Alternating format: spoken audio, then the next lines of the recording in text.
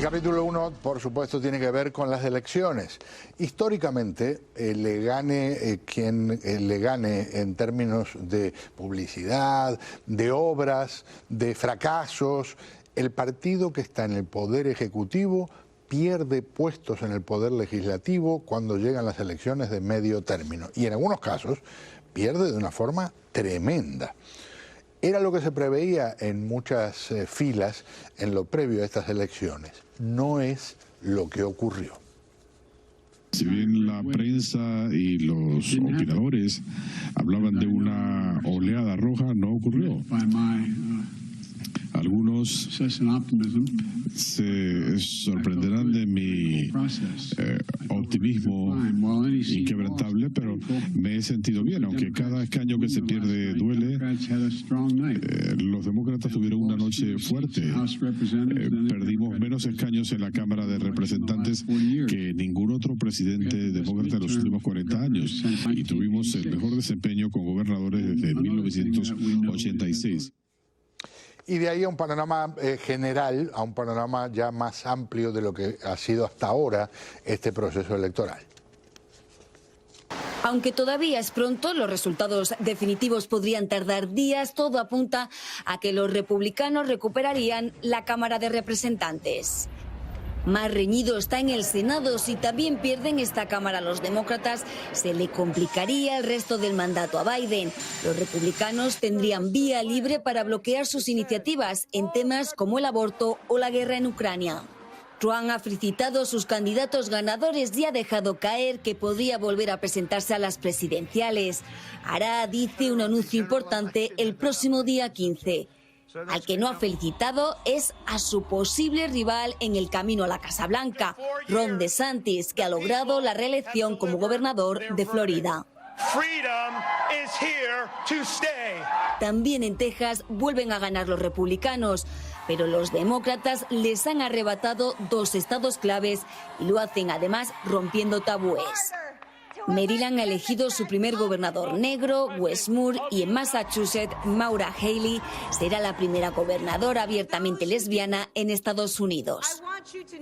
Otro hito, en este caso para los republicanos, la ex portavoz de la Casa Blanca con Trump, Sarah Huckabee Sanders, será la primera mujer al frente de Arkansas.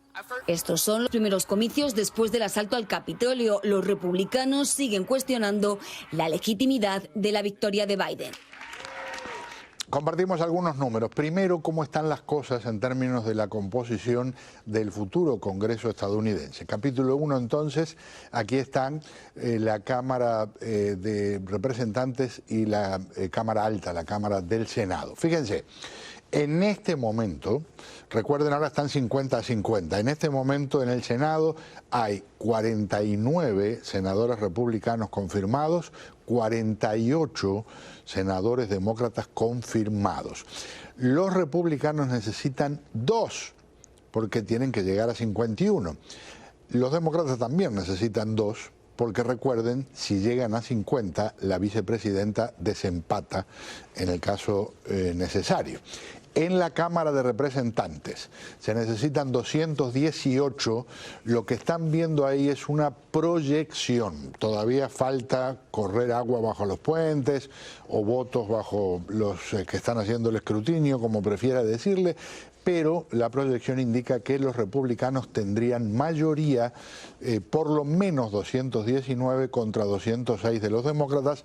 Faltan 10 escaños por decidir, pero fíjense, si esta proyección es acertada, aunque ganaran los demócratas los 10 escaños que faltan, no les alcanzan, ya los republicanos tendrían la mayoría necesaria para que cambie el control de esa Cámara. Y entonces los quiero llevar a algunos detalles. Capítulo 1, fíjense en el estado de Georgia. En el estado de Georgia ninguno de los dos llegó a 50%. El demócrata tiene medio punto de ventaja, pero si nadie llega al 50% hay que ir a una segunda vuelta y esa sería el 6 de diciembre. Les adelanto que es extraordinariamente probable que haya que esperar hasta el 6 de diciembre para saber quién controla el Senado. Siguiente capítulo de los que están pendientes. Vamos a la próxima, ahí está Arizona. En Arizona el señor Mark Kelly tiene una ventaja, vamos a decir, considerable contra el señor Masters. Este es un escaño que teóricamente todavía falta mucho por contar, quedaría del lado demócrata. Y entonces vamos a Nevada. En Nevada la ventaja va del lado republicano. El señor Laxalt tiene casi 3 puntos de ventaja, 2.7. Vamos a suponer, si gana Nevada el señor Laxalt, si gana Kelly, el estado de Arizona, quedarían entonces 50 republicanos, 49 demócratas. ¿Quién decide? Otra vez la bronca se arma con Georgia, que se ha transformado en un estado clave, porque Florida, que en otra época lo era, ahora ya es muy claramente republicano. Por ahí sopla el viento. Les presento a mis invitadas. Me acompaña aquí la abogada demócrata Isadora Velázquez. Un privilegio, muchas gracias. Un gusto estar contigo. Pero muy amable.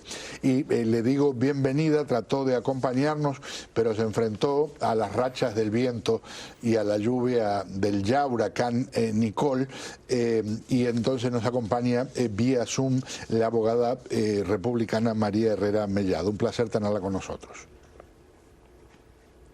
Muchísimas gracias, Pedro. Un gusto. Bueno, si no me falla la memoria, vamos a hacer lo opuesto a como lo hicimos la última vez. Esta vez empezamos con Isadora y tendrá la última palabra María. Isadora, ¿cómo viste lo que está pasando hasta ahora? Es interesante que estábamos esperando esa oleada roja de que tanto se hablaba en los medios y terminó siendo una llovizna rosada.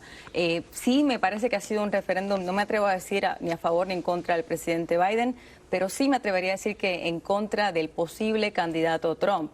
Hemos visto que los candidatos que fueron apoyados por él no fueron exitosos y es preocupante, por lo menos para mí era preocupante escuchar a esas personas que siguen siendo hasta hoy en día los que siguen negando las elecciones, el resultado anterior, debido a que todavía tenemos las audiencias de enero 6. El que se siga negando era preocupante, pero vemos New Hampshire que fue rechazado y ahora en Arizona continúa. El voto latino fue y sigue siendo esencial. Arizona y Nevada demuestran que el voto latino, sin ellos, los demócratas por lo menos no tienen ese empuje y veremos cuál será el resultado final. Después hablaremos un poco del voto latino porque, aunque es como dices, sigue ganando espacio el Partido Republicano en la comunidad latina a nivel nacional. Antes era simplemente el sur de Florida. María, ¿qué piensas de lo que se sabe hasta ahora? Bueno, la verdad que desgraciadamente no se ha producido una ola roja, pero aquí en Florida hemos conservado la mayoría y hemos mantenido al gobernador de América, un hombre que ha defendido por la defensa de los derechos de las mujeres, por nuestro dinero, por mantener unos Estados Unidos sanos, y es importantísimo.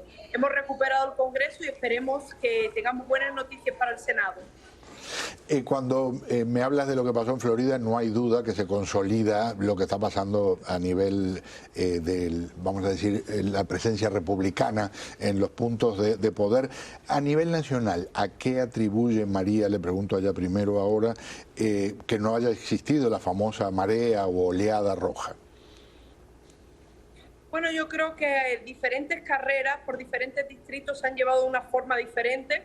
Yo creo que los demócratas han aprovechado el meterle miedo a muchísimos millones de mujeres sobre la supuesta finalización del aborto. Creo que los republicanos tenemos que hacer un mejor trabajo sobre decir la verdad, y la verdad es que no existe el derecho al aborto, existe el derecho a la vida, un derecho natural, que tenemos que reconocer el avance del socialismo y del comunismo que ha penetrado las instituciones educativas, los medios de comunicación, la industria del arte, y dar a entender que estamos en peligro de perder una de las democracias más importantes del mundo y que debemos defender en los Estados Unidos. Tenemos que trabajar mucho mejor, digamos, la comunicación con las minorías y defender a los Estados Unidos. Hay una señal de alarma ahí con María, no sé si habrá algún demócrata cerca que está haciendo sonar algún silbato. ¿Qué dice Isadora precisamente de lo mismo? Es interesante porque en lo que es el tema del aborto, los demócratas fueron altamente criticados en tal vez explotarlo demasiado, y aunque hubo un movimiento tal vez durante el verano, vimos que tal vez bajó cercano a las elecciones y nuevamente la crítica era que se pasó mucho tiempo hablando de un tema que no era relevante, solamente el 5% de la población le importaba, pero los resultados muestran totalmente lo contrario, particularmente en los 4 estados en los que el asunto estaba directamente en la boleta. En Kentucky se rechazó totalmente el que el gobierno pudiera restringir dicho derecho y en California, entre otros 3 estados que lamentablemente ahora se me pasan, fue mantenido, fue algo impuesto que se aprobó como un derecho esencial de la mujer. Por ende, ese asunto en particular, que fue tan criticado como algo que se explotaba en sí, terminó siendo algo esencial para la población que votó. Les agradezco si me acompañan para el próximo segmento. Está atrapada aquí, Isadora no tiene otra alternativa. Espero que María me acompañe también, por favor. ¿Sí? La alarma no fui yo. La alarma no fue ella. Vamos a hacer una pausa y al regresar. Hoy pasó una cosa interesante. Una figura republicana importante dijo que el Donald Trump estaba en el espejo retrovisor de los republicanos, que había camino por delante de una nueva generación. Incluso mucha gente ve a Ron DeSantis como alguien que no va a completar su periodo como gobernador. Vamos a hacer una pausa y al volver lo discutimos.